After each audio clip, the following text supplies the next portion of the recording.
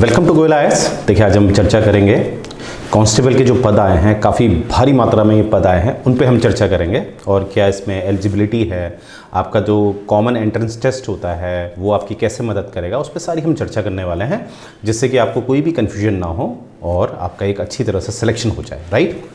तो देखिए यहाँ पर हम देख रहे होंगे कि हरियाणा कांस्टेबल भर्ती संपूर्ण संपूर्ण रणनीति की चर्चा हम करेंगे, कैसे आपकी स्ट्रैटेजी बनाई जाएगी, और इसमें हम बात करेंगे पूर्ण कोर्स की और टेस्ट सीरीज़ की बात करेंगे, और आपको किस तरह से ये चीज़ें अवेल करनी है ये भी हम आपको बताएंगे। ठीक है, तो आइए शुरू करते हैं।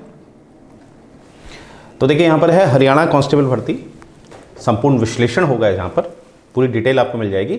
इसको आपने ध्यान से सुनना है, फिर आपको कहीं पर भी कोई कन्फ्यूजन नहीं होगा। राइट। तो देखिए ये है एडवर्टीजमेंट जो है आपकी, उसकी संख्या आपके सामने आ रही है 1/1/2026 की पहली है ये। और यहाँ पर क्या है, रिक्रूटमेंट बॉडी कौन है, HSSC यानी कि हरियाणा कर्मचारी चयन आयोग है ये आप देख पा रहे होंगे। और कुल पद की संख्या देखिए 5500। बहुत अच्छा एक सुनहरा मौका है सभी के लिए। राइट। और आवेदन की जो तारीख है, ठीक है, वो केवल आपका जो मोड होगा वो केवल क्या होगा, ऑनलाइन होगा, ऑफलाइन से बिल्कुल नहीं करना है। और आवेदन कौन कर सकता है, जिसने जो CET है ग्रुप C उसको क्वालिफाई कर रखा है। राइट। ये बहुत मैंडेटरी है। कौन अप्लाई करता है, जिसने CET को क्वालिफाई किया है, ग्रुप C वाला। ठीक है। और प्रकाशन तिथि कब है इसकी, 1 जनवरी 2026। और इसकी आवेदन जो शुरू होगा ऑनलाइन, आपने अप्लाई कब से करना है, 11 जनवरी से करना है, और अंतिम तिथि होगी इसकी 25 जनवरी। राइट। तो आपने 11 से पहले, माफ़ कीजिएगा, 11 या 11 के आसपास ही कर लेना है। बाद में क्या होता है, सर्वर का इशू होता है, तो क्योंकि 5500 पद हैं तो आपको पता है बाद में हर कोई अप्लाई करता है तो आपको इशू हो जाते हैं। तो आपने क्या करना है, ये 25 तारीख तक वेट नहीं करना है, इससे पहले कर लेना है। किसी भी उम्मीदवार के लिए कोई भी शुल्क नहीं है, ये सबसे बढ़िया बात है। किसी भी उम्मीदवार के लिए जिसने CET क्वालिफाई कर रखा है उसके लिए कोई शुल्क नहीं है। आगे देखते हैं। तो यहाँ पर हम देख लेते हैं, जो कैटेगरी नंबर 1 है वहाँ पर पुरुष कांस्टेबल आएगा, सामान्य ड्यूटी पे है, कुल पद है 4500, तो ये आप देख सा रहे होंगे। ठीक है। और यहाँ पर है आपका जो कैटेगरी नंबर 2 है, यहाँ पर महिला कांस्टेबल है, ये भी सामान्य ड्यूटी है, ये पद है आपके 600। और जो आपके कैटेगरी नंबर 3 है वो है पुरुष कांस्टेबल की है, ये है आपकी सामान्य नहीं है, ये गवर्नमेंट रेलवे पुलिस पे है। ठीक है, GRP पे है ये। ठीक है। तो ये है आपके 400 पद, तो 4500 पद आपके पुरुष कांस्टेबल, महिला के 600, ये सामान्य वर्ग है। और जो आपका रेलवे से रिलेटेड है वो है आपके 400 पद। अब हम देखेंगे कि जो शैक्षिक योग्यता है उसमें देख लेते हैं। तो कम से कम आपका 12th पास होना चाहिए। राइट। 12th पास होनी चाहिए आप। और कहीं ना कहीं जो आपका मैट्रिक है, मैट्रिक स्तर पे आपकी हिंदी या संस्कृत एक विषय के रूप में होना चाहिए। दोनों नहीं होना चाहिए, एक होना चाहिए, या तो हिंदी या संस्कृत। और CET की शर्तें, यानी कि आपने कहीं ना कहीं जो CET का पेपर था ग्रुप C का उसको क्वालिफाई होना चाहिए, तभी आप एलिजिबल हैं फॉर्म भरने के लिए। राइट।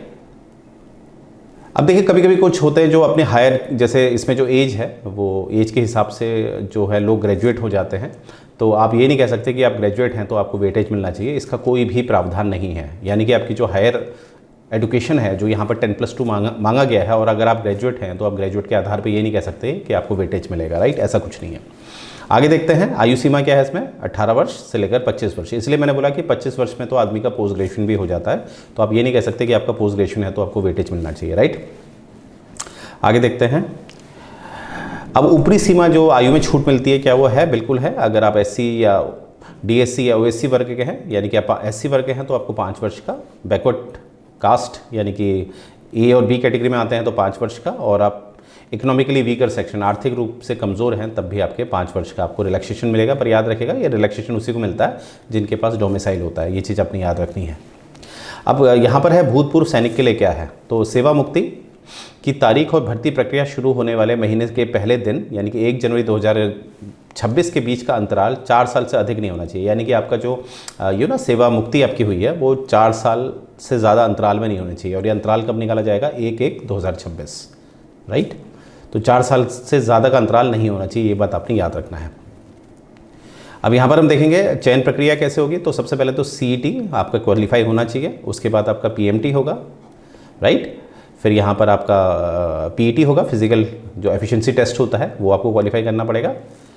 अब इसमें क्या है, ये दोनों सिर्फ पास करने के लिए हैं, इनके नंबर नहीं जुड़ेंगे, ये सिर्फ क्वालिफाइंग है। PMT और आपका PST या PET आपका सिर्फ क्वालिफाइंग होता है। ठीक है। अब क्वेश्चन है सर PMT क्या होता है, PMT में आपका वो मेजरमेंट देखते हैं, जो एक रिक्वायरमेंट मेजरमेंट होता है वो देखा जाता है। और PET में आपका ज़्यादातर क्या होता है, फिजिकल, जैसे दौड़ होती है, लंबी कूद होती है, इस तरह से। राइट। फिर आपका होगा नॉलेज, ठीक है, नॉलेज टेस्ट होगा। तो ये होगा आपका लगभग 97% इसका वेटेज है, इसीलिए आपने इसकी अच्छी खासी तैयारी करनी है। ये ओएमआर शीट पे होगा, ऑब्जेक्टिव होगा। फिर आपको एनसीसी का भी वेटेज मिलेगा, यानी कि मैक्सिमम 3% आपको वेटेज मिलेगा। अगर 100 मार्क्स का क्वेश्चन है, पेपर आ रहा है, तो आपको 3 मार्क्स का एनसीसी का वेटेज मिलेगा। एनसीसी का सी सर्टिफिकेट जो होगा उसको सबसे ज़्यादा मिलेगा 3 का, राइट। अंतिम मेरिट सूची जो है वो नॉलेज टेस्ट, ये देखिए ये नॉलेज टेस्ट हो गया आपका, और ये आपका एनसीसी का जो मार्क्स है उसके हिसाब से आपको चयन में आपको मदद मिलेगी। और एनसीसी का वेटेज कितना है? 3%, ये बात आपने याद रखनी है। अब यहाँ पर देखिए शारीरिक जो मापन परीक्षण है उसमें क्या है, पुरुष के लिए कितनी हाइट है? 170 सेंटीमीटर, याद रखिएगा।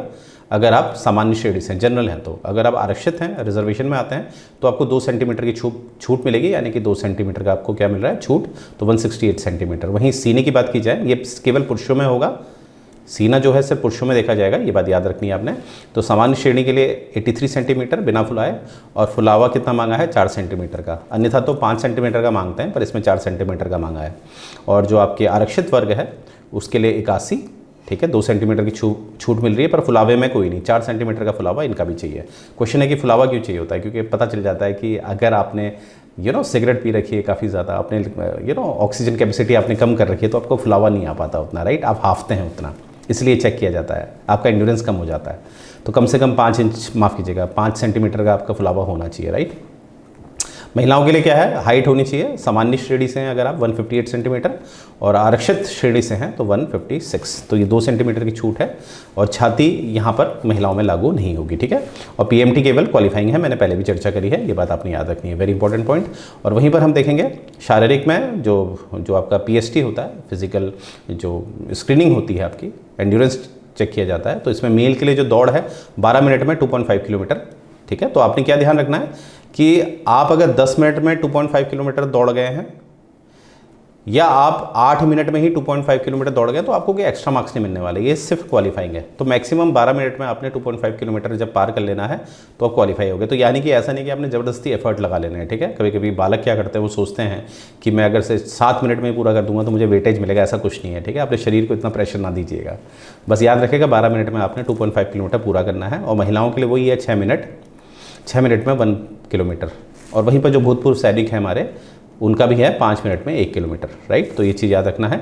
तो ये क्वालिफाइंग है। तो मैं फिर बोल रहा हूँ कि आपने ज़्यादा अपने शरीर को प्रेशर नहीं देना है, राइट। अब देखिए यहाँ पर देखिए ज्ञान परीक्षा जो नॉलेज टेस्ट होगा आपका, उसका 97% वेटेज है, 97% याद रखिएगा। परीक्षा का प्रकार जो होगा वो ऑब्जेक्टिव होगा, एमसीक्यूज आएंगे, ऑब्जेक्टिव होगा, ओएमआर शीट पे आपको देना है। परीक्षा का माध्यम होगा ये बाइलिंगुअल होगा, यानी कि हिंदी और अंग्रेजी दोनों मिलेगा आपको। और परीक्षा का मोड होगा ऑफलाइन, ओएमआर शीट पे मैंने ऑलरेडी बता दिया आपको। क्या गलत उत्तर पे नेगेटिव मार्किंग है, ठीक है, कोई मार्किंग नहीं है, नेगेटिव मार्किंग नहीं है, ठीक है। लेकिन यदि कोई प्रश्न हल नहीं करते हैं, अगर आप कोई प्रश्न हल नहीं करते हैं, उसको ब्लैंक छोड़ के आते हैं, यानी कि 5वां गोला जो है नहीं भरते हैं, तो वहाँ पर आपके तब मार्क्स कटेंगे, याद रखिएगा, वेरी इंपॉर्टेंट पॉइंट। यानी कि आपने किसी भी क्वेश्चन को ब्लैंक नहीं छोड़ना है, ब्लैंक नहीं छोड़ना। नेगेटिव मार्किंग तो नहीं है, बहुत बढ़िया है, पर आपने ब्लैंक नहीं छोड़ना। जब आप ब्लैंक छोड़ेंगे तो 0.97 अंक आपके काटे जाएंगे, क्योंकि सबसे बड़ा करप्शन वहीं पर होता है, ठीक है। नेक्स्ट है ज्ञान परीक्षा। देखिए इसमें कैसे है, क्या होगा आपका, हरियाणा सामान्य ज्ञान आएगा, कम से कम 20% का वेटेज है इसका, और कंप्यूटर का बेसिक ज्ञान का 10% है, राइट। ये कम से कम इतना आएगा। और बाकी जो अगर 30% देखा जाए तो उसमें आपका जनरल स्टडीज़ आएगा, जनरल साइंस आएगा, सामान्य विज्ञान आएगा, सामान्य अध्ययन आएगा, समसामयिकी आएगा, सामान्य तर्क शक्ति आएगा, मानसिक अभियोग्यता आएगा, संख्यात्मक योग्यता आएगा, कृषि हो गया, पशुपालन हो गया, अन्य संबंधित क्षेत्र, ठीक है, ये आपका आएगा। तो यहाँ पर आपने बहुत ध्यान देना है, राइट, क्योंकि इसका वेटेज कितना आ रहा है, लगभग आपका 97% का वेटेज है। अब देखिए यहाँ पर क्या है कि जो ज्ञान परीक्षा है, न्यूनतम क्वालिफाइंग अंक जो है इसमें क्या है, देखिए समान श्रेणी के लिए 50% अंक लाना अनिवार्य है, और आरक्षित श्रेणी जो है उसके लिए 40% अंक लाना अनिवार्य है, ठीक है। आगे देखते हैं क्या अतिरिक्त वेटेज, अधिकतम अंक जो मैंने बताया था एनसीसी वाली बात। तो एनसीसी में अगर आपके पास सी सर्टिफिकेट है तो 3 मिलेंगे, 3 अंक आपको मिलेंगे, और बी है तो 2, और ए है तो 1, यानी कि सी, अगर आपके पास सी है तो आपको 3 अंक का फायदा हो जाएगा, ठीक है। जैसे कुल मेरिट जारी है, टेक एन एग्जाम्पल 100 की, तो ज्ञान परीक्षा के अंक हो गए 97 और एनसीसी के हो गए 3, तो टोटल कितना हो गया आपका 100, ठीक है। अब मेरिट सूची जो है आपकी, जो अंतिम मेरिट और टाई ब्रेकिंग नियम जो हो जाते हैं बीच बीच में। तो यहाँ पर क्या उम्मीदवार द्वारा नॉलेज टेस्ट और एनसीसी मार्क में प्राप्त कुल अंकों के आधार पर तय किया जाएगा। जो मेरिट कैसे बनेगी, नॉलेज टेस्ट जो आपके लाए हैं और एनसीसी मार्क्स। यदि 2 या 2 से अधिक उम्मीदवारों के अंक समान हो जाते हैं, अगर समान हो गए अंक ना, तब क्या है, ज्ञान परीक्षण में अधिक अंक वाले को प्राथमिकता मिलेगी। ठीक है, जैसे टेक एन एग्जाम्पल, एक आपके मार्क्स आ रखे हैं 98 और आपके पास एनसीसी का सर्टिफिकेट है 2, तो हो गया 100। और किसी बालक के मार्क्स आ रखे हैं 97 और उसके पास एनसीसी का सर्टिफिकेट है C वाला, तो 3, देखिए टैली हो गया ना, दोनों 100 आ रहा। तो किसको वेटेज मिलेगा, वेटेज मिलेगा इसको जिसके 98 आ रखे हैं, क्योंकि ज्ञान परीक्षण के अधिक अंकों वाले को प्राथमिकता मिलेगी। ये बात याद रखनी है आपने। यदि वह भी आसान हो तो उम्र के बड़े उम्मीदवार, यानी कि ये भी नहीं हो पा रहा है, तो फिर उम्र के हिसाब से जो बड़ा जिसकी उम्र बड़ी होगी उसको ज़्यादा प्राथमिकता मिलेगी। यदि जन्म तिथि के समान हो, अब और सोच लीजिए कि जन्म तिथि भी समान आ रही है ना, जन्म तिथि भी समान आ रही है, क्या करें फिर आपका वहाँ पर आपको उच्च शैक्षिक योग्यता मिलेगी। स्टार्टिंग में नहीं मिलेगी, स्टार्टिंग में मैंने बोला था कि शुरुआत में आपको उच्च शैक्षिक योग्यता जो आपकी, वो तब वेटेज नहीं देगी, वो तब देगी जब आपका इतना ज़्यादा टाई हो जाएगा, इतना ज़्यादा बराबरी हो जाएगी, तब अंत में किसमें देखेंगे कि इसकी शैक्षिक योग्यता बड़ी है। अब इसमें भी टैली हो गया तो इतना तो नहीं होगा, इतने टैली तो नहीं होंगे, राइट। तो यहाँ पर क्या है कि जो दस्तावेज हैं आपके सत्यापन, केवल वही दस्तावेज माने जाएंगे जो ऑनलाइन आवेदन पत्र के साथ आपने अपलोड किए हैं। जब आप ऑनलाइन फॉर्म भरेंगे तो साथ में अपने दस्तावेज भी अपलोड करने होंगे, तो उन्हीं दस्तावेज का सत्यापन कराना है आपने। और जो आरक्षण प्रमाण पत्र है, ठीक है, वो आपने कहीं ना कहीं जो विज्ञापन की तिथि दी गई है उसके अनुसार आपके वैध होने चाहिए। चरित्र सत्यापन क्या है कि जो नियुक्ति से पहले जो पुलिस द्वारा चरित्र और प्रवृत्ति सत्यापन किया जाएगा। ठीक है, आपका नियुक्ति से पहले एक सत्यापन कराना जरूरी होगा पुलिस के द्वारा। ठीक है, मेडिकल फिटनेस जो है नियुक्ति प्राधिकारी द्वारा मेडिकल फिटनेस की जांच की जाएगी, बिल्कुल सामने जांच की जाएगी आपकी। मार्कशीट पर किसी भी प्रकार का eraser, blade, white, blue, fluid आदि का प्रयोग करने के उम्मीदवार रद्द कर जाएगी। यानी कि याद रखिए, बहुत से लोग वाइटनर का इस्तेमाल करते हैं, तो याद रखिएगा आपने मार्कशीट पे वाइटनर का इस्तेमाल नहीं करना है बिल्कुल भी। अगर करेंगे तो आपका जो आपकी नियुक्ति है वो निरस्त की जा सकती है। एक से अधिक आवेदन, एक ही पद के लिए एक से अधिक आवेदन करने पर उम्मीदवारी रद्द हो जाएगी। और ये मत सोचिएगा कि पता नहीं चलता, पता चल जाता है, क्योंकि सब कुछ सिस्टम चेक करता है। ठीक है, आपका नाम, आपके फादर का नाम, आपका एड्रेस सब अगर टैली हो गया तो आपका क्या हो जाएगा, फॉर्म रिजेक्ट हो जाएगा। तो अगर आपको ये चीज़ें पसंद आई हैं, तो अगर आपको तैयारी बेहतर करनी है तो गोयला क्लासेस आपके लिए कोर्स लाया है, बहुत सस्ता कोर्स। तो देखिए, ये मात्र आपको पड़ेगा, जहाँ पर आपको प्रीलिम्स की तैयारी करवाई जाएगी, कंप्लीट कोर्स। तो यहाँ पर प्रीमियम लेक्चर मिलेंगे आपको, टेस्ट सीरीज मिलेगी और स्टडी मटेरियल मिलेगा। ये मात्र आपको मिलेगा 999 रुपये का। देखिए 1000 से भी नीचे हो गया है, राइट। जो पहले 2000 में ऑफर किया जा रहा था, अब वो 50% डिस्काउंट में आपको 999 का ऑफर किया जा रहा है। स्पेशल ऑफर है ये। और अगर जो तैयारी कर चुके हैं, सिर्फ टेस्ट सीरीज लेना चाहते हैं, तो उनके लिए टेस्ट सीरीज मात्र 499 रुपये की, मात्र, जो पहले 1000 रुपये की थी। इसमें भी 50% डिस्काउंट आपको मिल रहा है। तो ये आपने अपनी तैयारी को बेहतर बनाना। आप देख रहे होंगे 999 में आपको पूरा कोर्स करवाया जा रहा है, 499 में आपको टेस्ट सीरीज अलाउ ऑफर की जा रही है। तो ये कोई बड़ी रकम नहीं है और आपने क्या करना है, इसमें ज़रूर लॉगिन करना है और अपनी तैयारी को बेहतर बनाना है, क्योंकि 5500 के आसपास पद हैं। तो आप समझ सकते हैं कितनी अच्छी अपॉर्चुनिटी है आपके पास। ठीक है, तो ये बात आपने याद रखना। तो यहीं से मैं सेशन एंड करने जा रहा हूँ। जय हिंद। स्टॉप।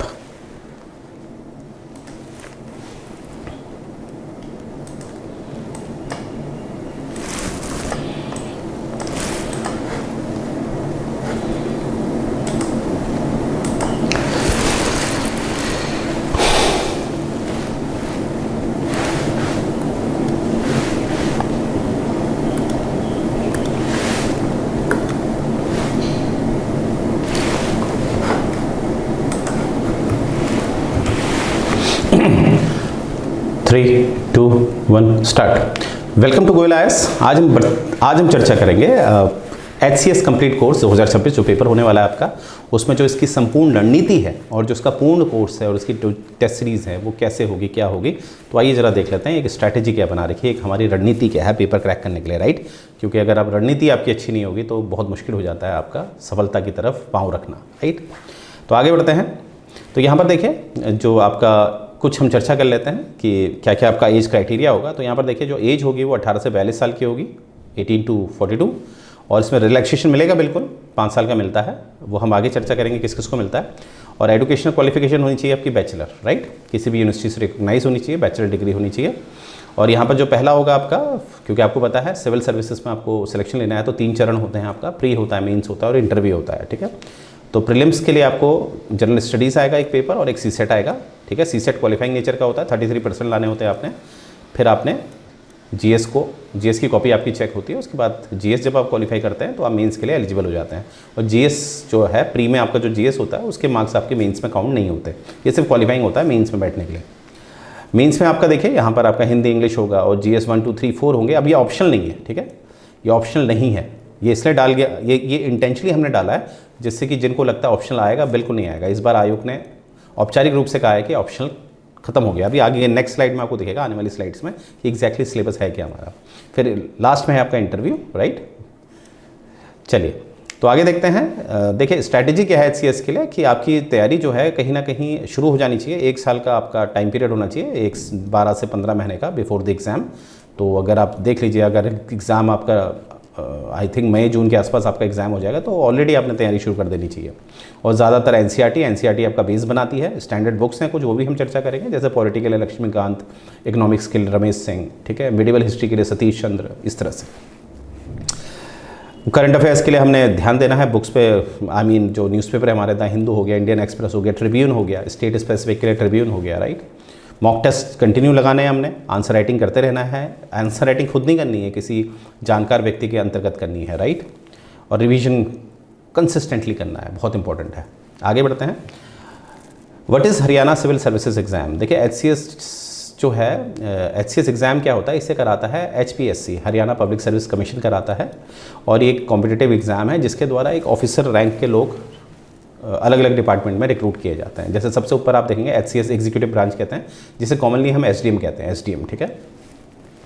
फिर है डिप्यूटी सुपरिटेंडेंट डीएसपी, फिर है आपके excise and taxation officer ETO, फिर है district and food supply controller DFSC, फिर है ए क्लास तहसीलदार, बहुत बड़ा पद है ये भी, no doubt. Block development and panchayat officer, ठीक है। और assistant employ officer and assistant registrar cooperative society, जो रजिस्ट्रार होता है ना, तो ये सब आप देख लें। तो सबसे टॉप में जो आते हैं, सबसे टॉप मेरिट में आपका ये आ गया, ठीक है। हालांकि जो वर्दी वाले पद होते हैं, जैसे डीएसपी का वर्दी वाला पद है, इसका कुछ क्वालिफिकेशन अलग होती है, एज क्राइटेरिया भी अलग होता है, राइट। अब मैंने अभी बताया आपको कि जब भी हम सिविल सर्विसेज की तैयारी करते हैं उसमें 3 चरण होते हैं मुख्यतः। सबसे पहला प्रीलिम्स होता है आपका, ये ऑब्जेक्टिव टाइप का होता है, ठीक है। ये सिर्फ स्क्रीनिंग टाइप का है, मतलब आप एलिजिबल है मेंस में बैठने के लिए, राइट। और जो स्टेज 2 है ये आपका मेंस आपका डिस्क्रिप्टिव होता है, राइट। डिस्क्रिप्टिव मतलब आपको ऑप्शनल, ऐसे ऑप्शन टिक करके नहीं आना, वो मार्कशीट पर आपको लिखना होता है इसमें, राइट। और तीसरा है आपका पर्सनल इंटरव्यू, ठीक है। और जो मेरिट लिस्ट बनती है वो आपके मेंस और इंटरव्यू के हिसाब से बनती है, ठीक है। तो मेंस यहाँ पर दिख रहा है आपको 600 मार्क्स का और इंटरव्यू 75, तो 675 हो गया, राइट। अब कुछ हम देख लेते हैं कि सबसे पहला गेट क्या है आपका। तो सबसे पहले तो आप भारत के नागरिक होना चाहिए, you must be a citizen of India, और सब्जेक्ट टू नेपाल और भूटान और तिब्बतन रिफ्यूजी, यानी कि यार अगर आप नेपाल के निवासी हैं, भारत की नागरिकता नहीं है, भूटान के निवासी हैं, भारत की नागरिकता नहीं है, तिब्बतन रिफ्यूजी हैं, ठीक है, और भारत के नागरिक नहीं है, तब भी आप ये फॉर्म भर सकते हैं। परंतु ये बात आपने याद रखनी, जब आपका जब आखिरी सिलेक्शन हो जाता है इंटरव्यू के बाद, तो आपकी नियुक्ति तभी होगी जब आप एक सर्टिफिकेट प्रोवाइड करेंगे गवर्नमेंट ऑफ इंडिया से, केंद्र सरकार से आपको एक सर्टिफिकेट लेना पड़ेगा, तभी आपकी नियुक्ति होगी। बट आई मीन टू से कि नेपाल, भूटान, ऐसे जो अन्य लोग हैं जिनके पास भारत की नागरिकता नहीं है, क्या वो फॉर्म भर सकते हैं? हाँ, भर सकते हैं। अब नेपाल और भूटान लिखा है तो क्या यहाँ से ये कंस्ट्रूट करना चाहिए कि जिसके पास नागरिकता नहीं है और किसी भी देश का है वो ये फॉर्म भर सकता नहीं है? ऐसा नहीं है। स्पेसिफिकली नेपाल, भूटान और तिब्बतन रिफ्यूजी के लिए ही ये नियम है, अन्यथा और किसी के लिए नहीं है। यानी कि चाइना का आदमी क्या भर सकता है? बिल्कुल नहीं भर सकता है, ठीक है। अब पर्सन ऑफ इंडिया ओरिजिन, ठीक है, जो पाकिस्तान यहाँ चला गया है वो भी भर सकता है। बट मैंने क्या बोला है, केंद्र सरकार से उसे लास्ट में क्या होगा, अपॉइंटमेंट से पहले क्या लेना पड़ेगा? Certificate, right. एजुकेशन क्वालिफिकेशन मैंने बता दिया, बैचलर डिग्री होनी चाहिए आपके पास, किसी भी स्ट्रीम से हो सकती है, ठीक है, या आप उसमें इक्विवेलेंट होने चाहिए, राइट। यानी कि अगर आप फाइनल ईयर में हैं, आप अपीयरिंग में हैं, क्या आप अप्लाई कर सकते हैं? हाँ, कर सकते हैं। एक बार ऑफिशियल नोटिफिकेशन एक बार आने देते हैं, फिर उसका और कंफर्म करेंगे, ठीक है। जैसे final year student can apply but must submit proof for passing before the interview, यानी कि आपका जो इंटरव्यू से पहले आप पास हो जाने चाहिए, ठीक है। फॉरेन डिग्री होल्डर जो होते हैं, क्या वो फॉर्म भर सकते हैं? बिल्कुल भर सकते हैं। बस आपको जो है ना AIU का जो सर्टिफिकेशन होता है, राइट, जो हमारी एसोसिएशन ऑफ इंडियन यूनिवर्सिटीज़ है, उसका सर्टिफिकेशन आपको लेना पड़ता है, तो आप इक्विवेलेंट है, ठीक है। जैसे आप भारत के हैं, आप UK चले गए थे पढ़ने, तो आपके पास UK की डिग्री है, तो आप भर सकते हैं, बिल्कुल भर सकते हैं। बस आपको लास्ट में क्या चाहिए होगा? एक सर्टिफिकेशन चाहिए होगा, एसोसिएशन ऑफ इंडियन यूनिवर्सिटीज़ का, AIU इसे कहते हैं, राइट। अब देखिए यहाँ पर मैंने पहले बताया था जो पद है वहाँ पर जो आपके वर्दी वाले पद हैं ड्रेस वाले, जैसे डिप्टी एसपी का, वहाँ पर आपका एज क्राइटेरिया अलग होता है। तो यहाँ पर देखिए डीएसपी को छोड़कर जो एज है वो मैक्सिमम कितनी है, 42 साल, मिनिमम 21, मैक्सिमम 42। और जो डीएसपी पोस्ट है वो आपका आएगा 27 ईयर्स, ठीक है। ये आई थिंक 18 नहीं होगा, ये 21 होगा, ठीक है, क्योंकि ग्रेजुएशन इसमें भी मांगा जाता है। तो इसको एक बार देख लेंगे, पर आप याद रखिएगा मैक्सिमम में ध्यान देना आपने कि जो हमारे वर्दी वाले पद होते हैं उसमें 27 साल से ज़्यादा उम्र नहीं होनी चाहिए। और ये सामान्य वर्ग है, आरक्षित वर्ग को 5-5 साल का बेनिफिट मिलता है। तो आप ये देख पा रहे होंगे, राइट। और आरक्षित वर्ग के लिए आपका उसी राज्य का डोमिसाइल होना ज़रूरी होता है जब आप स्टेट पीसीएस भरते हैं, ठीक है। यानी कि हरियाणा के जो लोग हैं उन्हीं को इसका बेनिफिट मिलेगा, ये बात आपने याद रखनी, वेरी इंपॉर्टेंट। ओके, ये हो गया हमारा। अब देखिए डिप्टी एसपी में आपने देखना है कि आपने क्या ध्यान देना है कि जो मेल है उसकी हाइट कितनी होनी चाहिए, 5 फीट 7 इंच की होनी चाहिए, और चेस्ट 33, ठीक है, और एक्सपेंड करने में 34.5 होनी चाहिए, ठीक है। यानी कि 1.5, ये आपको दिख रहा है ना, 1.5 सेंटीमीटर का क्या चाहिए आपको, माफ़ कीजिएगा, 1.5 इंच का आपको फुलावा चाहिए, 1.5 इंच का फुलावा चाहिए, ठीक है। और सेंटीमीटर में आप देख लीजिएगा, ठीक है। और यहाँ पर फीमेल जो है उनकी हाइट कितनी होनी चाहिए, मिनिमम 5 फीट 2 इंच की होनी चाहिए। और यहाँ पर जो चेस्ट से रिलेटेड विमेंस के लिए कभी नहीं होता है, ठीक है। अब यहाँ पर प्रीलिम्स का हम सिलेबस देख लेते हैं। ये बिल्कुल आपको ऑथेंटिक है। जो पेपर है जनरल स्टडीज़ का वो 100 मार्क्स का है, राइट। और सीसेट भी 100 मार्क्स का है, पर ये क्वालिफाइंग नेचर का है, 33%। जब आप इसमें क्वालिफाई होंगे तो आपकी ये कॉपी चेक हो जाएगी। और ये जब पेपर 1 जो जनरल स्टडीज़ है वो चेक हो जाएगा तो आप पास आउट हो जाते हैं। कहाँ बैठने के लिए, मेंस में बैठने के लिए। अब मेंस में आपके 6 पेपर होंगे, मैंने कहा तो ऑप्शन खत्म हो चुका है, तो आप देख पा रहे होंगे 600 मार्क्स। तो सबसे पहले आपका इंग्लिश है, हिंदी है, ऐसे है ये दोनों, ठीक है। फिर आपका जनरल स्टडीज़ 1 आ गया, 1 आपका वही है, आपका ज्योग्राफी और हिस्ट्री है साथ में। 2 है आपका, इसमें आपका पॉलिटी और एथिक्स से रिलेटेड चीज़ें आ जाएंगी। माफ करना, एथिक्स नहीं, मतलब पॉलिटी आएगी यहाँ पर आपकी, पॉलिटी और गवर्नेंस आएगा। 3rd है आपका economics and science and tech होता है, और 4th होता है आपका एथिक्स, ठीक है। तो ये पेपर आएगा और आप देख रहे होंगे किसी भी तरह का ऑप्शन नहीं है इस बार आपका, राइट। और मिनिमम 45 एग्रीगेट मार्क्स होने चाहिए, और 33% इन लैंग्वेज, यानी कि यहाँ पर 33 जो लैंग्वेजेस हैं ऊपर आपकी इंग्लिश हिंदी, यहाँ पर 33%। और आपका क्वालिफाइंग मार्क्स में एग्रीगेट कितना होना चाहिए, 45, तभी आप क्वालिफाई होंगे, ठीक है। मेरिट तो अलग की बात है, तो एग्रीगेट कितना होना चाहिए, मिनिमम 45, ठीक है, ये बात याद रखनी है। और इंटरव्यू कितना होगा आपका, 75 मार्क्स का, ठीक है। चलिए, तो टोटल कितना हो गया आपका, 675 में ही आपकी मेरिट बनेगी, राइट। तो यहाँ पर देख लेते हैं जो आपका प्री का सिलेबस है वो क्या है। तो जनरल साइंस आएगी इसमें, everyday science, ecology, current events आएंगे, हिस्ट्री आएगी, ज्योग्राफी आएगी, इंडियन पॉलिटी एंड इकोनॉमिक्स आएगा, हरियाणा स्टडीज़ आएंगी, हरियाणा का economic angle, political angle, social angle, historical angle, ये भी आपका आएगा। और सीसेट अगर हम देखेंगे तो कॉम्प्रीहेंशन इसमें आएंगे, इंटरपर्सनल स्किल आएंगे, लॉजिकल रीजनिंग आएगी, डिसीजन मेकिंग आएगी, जनरल मेंटल एबिलिटी आएगी, इस तरह से, ठीक है। क्वांट वंट सब आएगा आपका, ठीक है। अब हम देखेंगे मेंस का, हम देख लेते हैं। तो सबसे पहले आपका देखिए लैंग्वेज पेपर जो है आपके हिंदी और इंग्लिश। तो यहाँ पर इंग्लिश होगा, प्रेसी राइटिंग आएगी, कॉम्प्रीहेंसिव ऐसे, वोकैब, यूसेज, जनरल ग्रामर आएगी। हिंदी में भी देवनागरी स्क्रिप्ट है, ट्रांसलेशन आएगा, ऐसे आएगा, लेटर आएगा, ये सब आप देख पा रहे होंगे, ठीक है। सेक्शन 2 देख लीजिए, जहाँ पर आपका सबसे पहले GS1 है। मैंने कहा था हिस्ट्री और ज्योग्राफी इसमें सब आएगा, देखिए history, heritage, culture, geography, society. GS2 में पॉलिटी, गवर्नेंस, कॉन्स्टिट्यूशन, IR आएगा। GS3 में आपका economy, environment, science and tech and internal securities आएगा। और GS4 में आपका एथिक्स आएगा, इंटेग्रिटी आएगा, एप्टीट्यूड आएगा। तो UPSC का पैटर्न में दिख रहा है आपको, UPSC का भी कुछ ऐसा ही पैटर्न है, राइट। बस इतना ध्यान देने वाला था। हरियाणा स्पेसिफिक कंटेंट में हिस्ट्री, ज्योग्राफी, सोसाइटी, इकोनॉमी सब आएगा, ठीक है। इवन पॉलिटी भी आएगी हरियाणा की, ठीक है, क्योंकि स्टेट का भर रहे हैं तो स्टेट तो पढ़ना ही पड़ेगा, ठीक है। अब aiming yourself the ultimate HCS book list, आपकी बुक लिस्ट क्या क्या होनी चाहिए, ठीक है। साथ साथ में बेस्ट बुक जो मानी जाती है फॉर कंप्लीट प्रैक्टिस वो है अरिहंत की हरियाणा PCS HCS बुक जो आती है, best for comprehensive prelims, mains coverage, good, ठीक है। तो अरिहंत की हरियाणा PCS करके, ठीक है। स्टेट स्पेसिफिक आपका यहाँ से तैयार हो जाएगा। साथ में आपने Haryana GK, general studies, CSET previous year paper लगवाने हैं, ठीक है। आयोग की वेबसाइट में जाके आप निकाल सकते हैं, उसको आपने प्रीवियस ईयर लगाना है। लूसेंट हरियाणा GK, ठीक है, जनरल नॉलेज, इस तरह से, ठीक है। तो ज़्यादातर हरियाणा के लिए आपको यहाँ पर बताया गया है, ठीक है। और सब्जेक्ट वाइज रिवीजन देखेंगे तो हरियाणा का GK क्या है, लूसेंट से हरियाणा का GK ले सकते हैं, अरिहंत से भी ले सकते हैं, राइट। इंडियन हिस्ट्री के लिए आपको मैंने बताया, एंशिएंट के लिए RS शर्मा सबसे बेस्ट होती है, मिडिवल के लिए सतीश चंद्र सबसे बेस्ट होती है, मॉडर्न के लिए राजे भी सबसे बेस्ट है। और साथ में NCERT, क्योंकि NCERT का ही सहारा ये लेते हैं, जैसे सतीश चंद्र ये सब NCERT का सहारा लेते हैं। ठीक है। और क्लास 11th और 12th की हिस्ट्री एनसीईआरटी जरूर आपने पढ़नी है। मॉडर्न हिस्ट्री के लिए मैंने बताया रखा, राजीव विहिर की जो किताब आती है स्पेक्ट्रम, वो जरूर पढ़नी है आपने। ज्योग्राफी के लिए जैसे माजिद हुसैन है, और एनसीईआरटी की जो 6 to 12 वो आपने पढ़ना है, और जीसी लियोंग जरूर पढ़ना है। जीसी लियोंग पतली सी किताब है, ठीक है, ये आपकी बड़ी इंपॉर्टेंट है ज्योग्राफी के लिए, और साथ में माजिद हुसैन अगर आप रख सकते हैं तो बेस्ट है।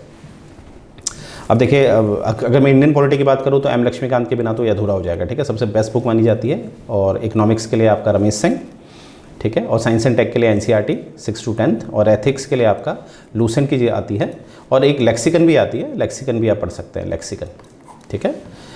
ऐसे राइटिंग के लिए ऐसे राइटिंग बाय अरिहंत की जो है पब्लिकेशन, वो बहुत अच्छा है, राइट।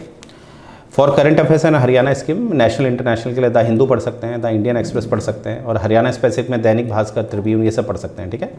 और must read latest Haryana budget, economic survey, वो सब आपको यहाँ भी करा दिया जाएगा, बिल्कुल निश्चित रहिए, ठीक है। For practice Haryana PCS general study solve papers by Arihant, Arihant जो एक पेपर देते हैं, है ना, उसको सॉल्व करना है। और आपने ऑब्वियसली कोयला क्लासेस में भी यहाँ डिज़ाइन किए जाते हैं पेपर, वो भी आपने सॉल्व करना है, राइट। तो ये है आपका रोड मैप, ठीक है। तो देखिए, नंबर 1 स्टेप क्या है, understand the syllabus and pattern. दूसरा है build strong fundamental with NCERT, NCERT जरूर पढ़नी है, उससे फंडामेंटल स्ट्रॉन्ग हो गए। तीसरा देखो, prepare Haryana specific GK from day one से शुरू कर देना है, हरियाणा जीके पढ़ना। मास्टर करंट अफेयर्स में मास्टर करना है। फिफ्थ है build a consistent study plan, एक स्टडी प्लान जरूर होना चाहिए। अगर आप हमें ज्वाइन करते हैं तो आपको एक प्लान भी दिया जाएगा। Start mock test and previous year questions, ठीक है। फिर अंत में आपने क्या करना है, मॉक टेस्ट भी लगाना है, प्रीवियस ईयर क्वेश्चन भी करने हैं, वो सारे आपको यहाँ कराए जाएंगे, ठीक है। अब देखिए, जो इंटरव्यू होता है उसमें क्या करना है क्या नहीं करना है, जैसे रिसर्च एंड पेपर, अगर आप इंटरव्यू में बैठने जा रहे हैं तो पूरी रिसर्च होनी चाहिए आपको, खासकर स्टेट स्पेसिफिक करंट में क्या चल रहा है पूरा होना चाहिए। ड्रेस आपने प्रोफेशनली पहननी है, फॉर्मल अटायर होना चाहिए, बिल्कुल फिटिंग, ऐसा नहीं कि बिल्कुल आपके अनफिटिंग के आप पहन रहे हैं, बिल्कुल आपके फिटिंग का होना चाहिए। प्रैक्टिस होनी चाहिए आपको मॉक इंटरव्यूज़ की, और गोयला जो IAS है ये आपका मॉक इंटरव्यू भी करवाता है, राइट, ये बात याद रखिएगा। Be confident and authentic, confident होना है, ऑथेंटिक झूठ नहीं बोलना है, ओवर कॉन्फिडेंस नहीं होना है। शो केस गुड कम्युनिकेशन, आपका जो स्किल है, जो कम्युनिकेशन होना चाहिए वो बिल्कुल अच्छा होना चाहिए, क्लियर होना चाहिए, ठीक है। जैसे ICSCI बोलना आना चाहिए, ICCI नहीं आना चाहिए, क्योंकि मैंने देखा है 100 और 100 में काफ़ी कन्फ्यूजन रहता है लोगों का, तो बोलते समय वो ठीक नहीं लगता है, राइट। मैं अगर आपसे बोलूँ आप सभी का स्वागत है तो कितना बुरा लग रहा है, या मैं बोलूँ आप सभी का स्वागत है, शब्दावली ऐसी होनी चाहिए। तो 100 और 100 में बहुत ध्यान देना है, राइट। तो ये इसी का, ठीक है, ये इसका अपोजिट है, ये ऐसा नहीं करना है आपने, जो मैंने यहाँ बता दिया। करना है तो ऑब्वियसली ये चीज़ नहीं करनी है, राइट। आइए अब देखते हैं, कुछ कट ऑफ देख लेते हैं हम लोग, ठीक है। कट ऑफ अगर 2017 का देखा जाए और 2021 का देखते हैं, तो 2017 अभी 2023 का बात नहीं करेंगे, 2017 आउट ऑफ 200 देखेंगे, जनरल का 130, ठीक है, और यहाँ पर 100 है, तो आप कंफ्यूज मत होइएगा, इस वाले में देखिएगा आप, ठीक है। 2021 2023 का यहाँ पर आपको एग्जैक्टली मिलेगा। जनरल का देखिए 369, ये मेंस का कट ऑफ है 369, ये 359, 341, 341, 3 से, तो ये देखिए क्या हो रहा है, ये जनरल के हिसाब से। तो जनरल के हिसाब से आपको क्या दिख रहा है कि 2021 में कट ऑफ आई थी, फिर कम हो गई। यहाँ पर भी देखिए कहीं ना कहीं मोस्टली आपको दिखेगा कि कट ऑफ क्या हो रही है, जनरल के केस में क्या हो गई है, कम हो गई है। SC के केस में देखिए, SC के केस में भी कम हुई है। इकोनॉमिकली वीकर सेक्शन के उसमें देखिए, इसमें भी कम हुई है।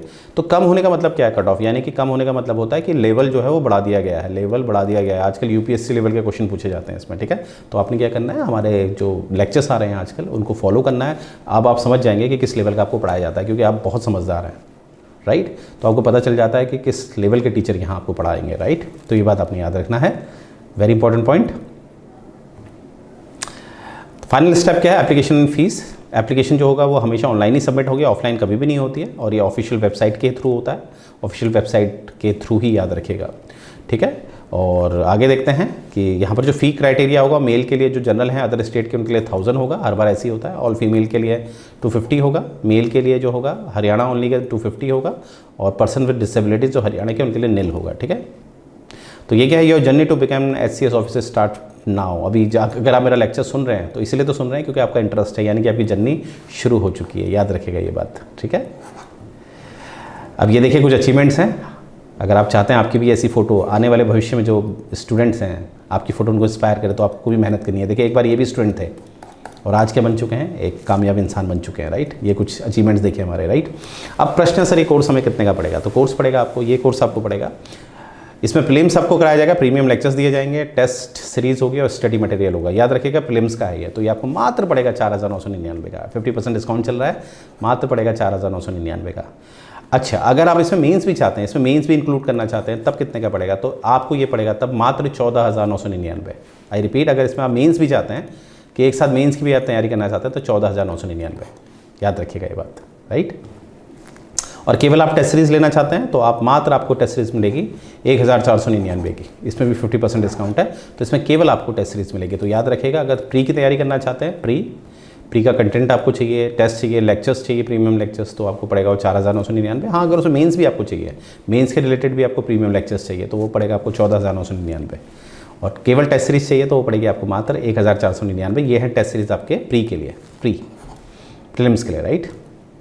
तो मुझे उम्मीद है ये सेशन आपको पसंद आया होगा, और अगर पसंद आया है तो इस चैनल को लाइक करिए, सब्सक्राइब करिए, और कोई भी क्वेरी है तो आप हमें पिंग कर सकते हैं हमारे नंबर पे, राइट। और नीचे आप देख रहे होंगे ये डेडिकेटेड चैनल है हमारा GC_HCS, और ये नंबर है, तो आप हमें व्हाट्सएप भी कर सकते हैं। तो निश्चिंत होकर आप तैयारी करिए, और अगर ये प्रयास हमारा पसंद आ रहा है तो हमें कहीं ना कहीं लाइक करिए, सब्सक्राइब करिए, राइट। तो यहीं से एंड करने जा रहा हूँ। जय हिंद गाइस।